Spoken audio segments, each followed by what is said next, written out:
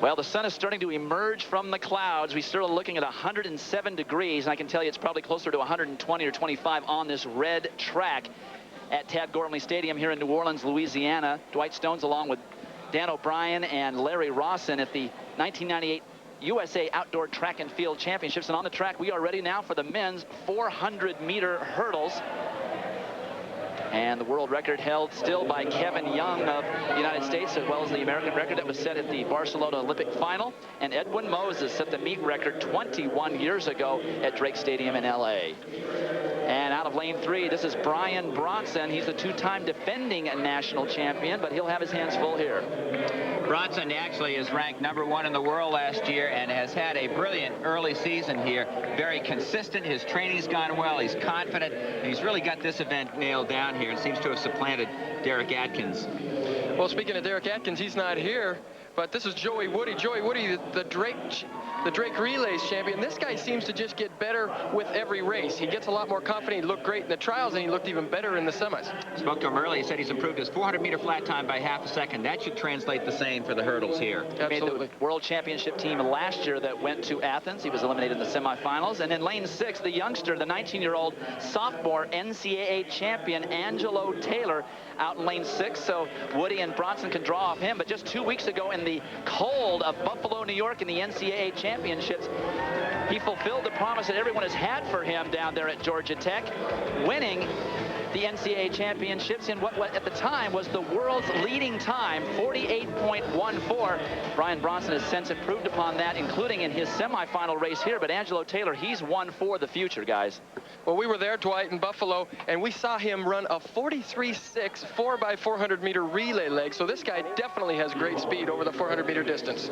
There you see the lanes right there. And keep in mind, we're talking about Woody in 5. Calvin Davis, the Olympic bronze medalist, is in 4. Bryan Bronson is in 3. And Angelo Taylor is in 6. And the gun is up.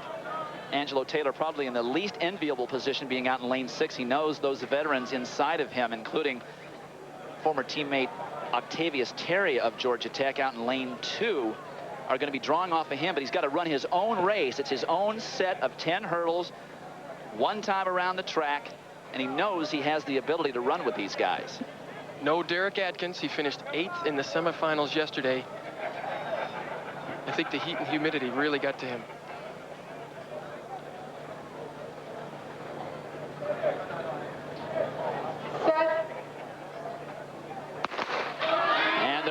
Cleanly. Remember, we've got Bronson in 3, Davis in 4, Woody in 5, and Angelo Taylor in 6. And Taylor floats that first hurdle. He can't afford to do that, as already Bryan Bronson is making a major move in lane 3 in the white top. Dwight, he runs with no fear. From behind, from the front, he is absolutely fearless in this event. And he ran his semifinal exactly like this yesterday. A lot like Kim Batten, where she just tries to beat the rest of the field for the 200 meters and let everybody play catch-up.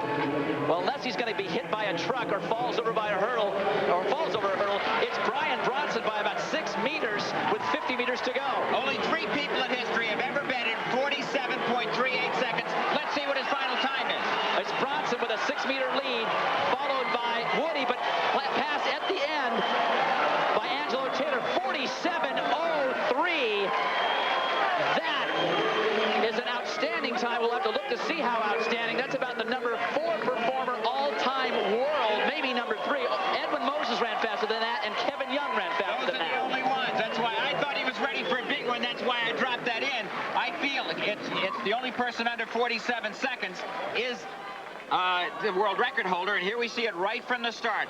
He was going out fearlessly. I debated whether to drop that in even before he went, and I decided to wait for the gun. This guy is running very well, as I mentioned, very confidently, and he's been consistent this year. He's been doing more distance training in the fall, running repeat miles. His coach is a marathoner. He says, I hate him, but I hate him less this year than I did last year when I did it for the first time. Well, the biggest knock on Bronson was that he didn't have the greatest hurdling technique. I really think he got his hurdling technique together this year, and he looks very effortless when over he the had, hurdles. Dan, when he had about 140 meters to go, I knew it was in for a great race. I didn't think he'd tie up watching his form in the trials, and he came through so well because he was so far ahead of a brilliant field. I snuck a peek at his 300-meter time, just like Kevin Young when he broke the world record in Barcelona, and you just knew it was going to be a fast time. Edwin Moses has run 47 and 2/100ths of a second. He's 47.03. Only one man's faster, the world record holder, Kevin Young. Congratulations, number 3 all-time. He's up in Moses country. A little vindication for his world championship disappointment, and he's with Carol Lewis. Bryan, 47.03. You know, you're from Houston. I'm from Houston. It's really hot there. Do you think that helped you get ready for these hot conditions? It helped me. I think Houston is a little more humid than it is here. And I felt good. I was glad we ran in the middle of the evening. Yesterday in your semifinal, you went out really, really hard. I think a lot of people thought you might have been giving up too much, but you look pretty good today. No, that's my race. I take out and hold on. So, you think you can get the world record? I hope so. I'm getting better as the years progress on, hopefully. I will. Congratulations. And why don't you guys go celebrate? Back upstairs. All right, Carol. Well, I've got to tell you, he was very disappointed after his bronze medal at the World Championships in Athens last summer, and he ran that semifinal like an angry man and still came back and ran 47.03. Third fastest all time. Angelo Taylor snuck up for a second ahead of Joey Woody. It's the fastest time ever run on American soil. Talk about fulfilling promises, Dwight. This guy was the high school track and field male athlete of the year, his senior year in high school in Texas. And boy, now he's right up there on top of the world. 21-year meet record finally broken, and Edwin Moses record. You love to have that. When we come back, the women's 800 meters.